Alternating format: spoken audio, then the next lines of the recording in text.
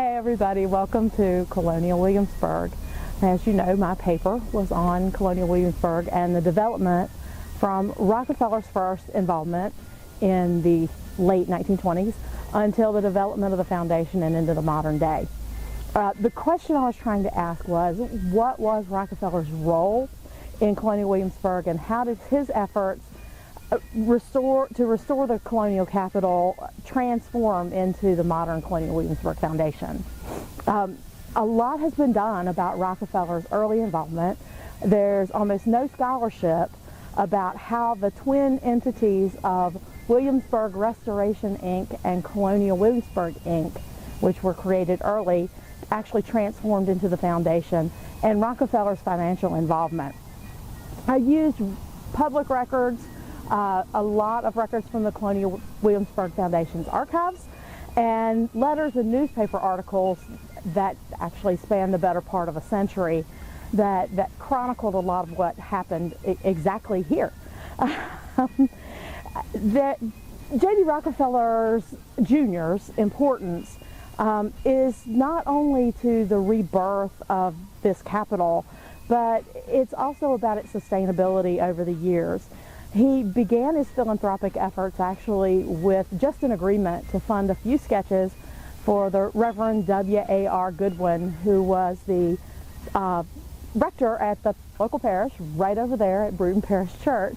And it was Goodwin's dream and Rockefeller's money that funded this. So he decided to fund a few sketches, and then he decided that once property became available, that he would fund a lot more. The efforts turned quickly from $5 million to better than $65 million. And give me just a minute. You need to, excuse me, we had some colonial traffic come through in the form of a couple of horses and wagons and coaches.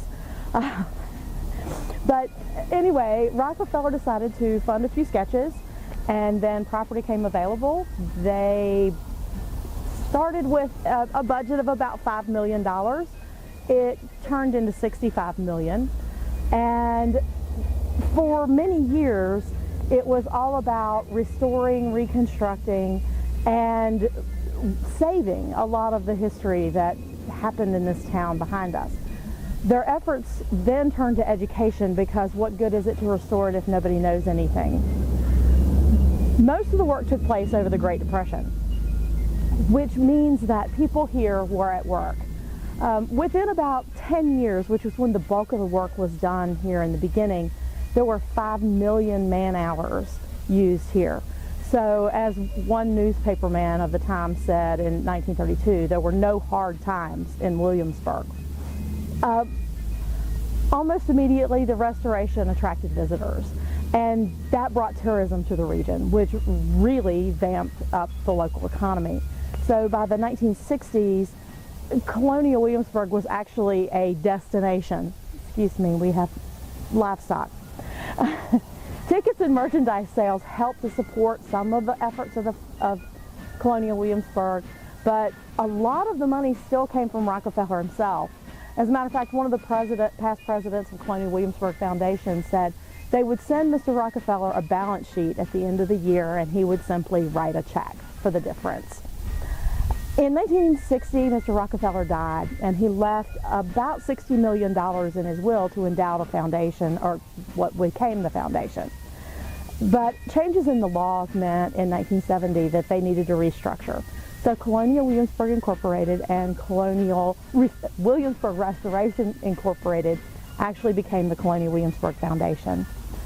Now, by 1976, the Rockefellers had stopped giving the money like they had been with the death of Winthrop and then Nelson Rockefeller, who did give a lot of money.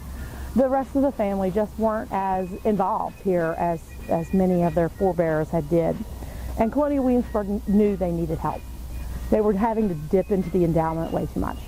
So 1976, they decided to solicit donor funds from outside. They'd never had to do that before. They never even thought about it. But once they did, people started giving. There were 35,000 donors very quickly. Now, over 70,000 donors donate millions of dollars to keep Rockefeller's dream alive. It was much easier when Rockefeller simply wrote a check. but right now we all have a stake in what's going on here. So I hope you enjoyed, and welcome to Colonial Williamsburg.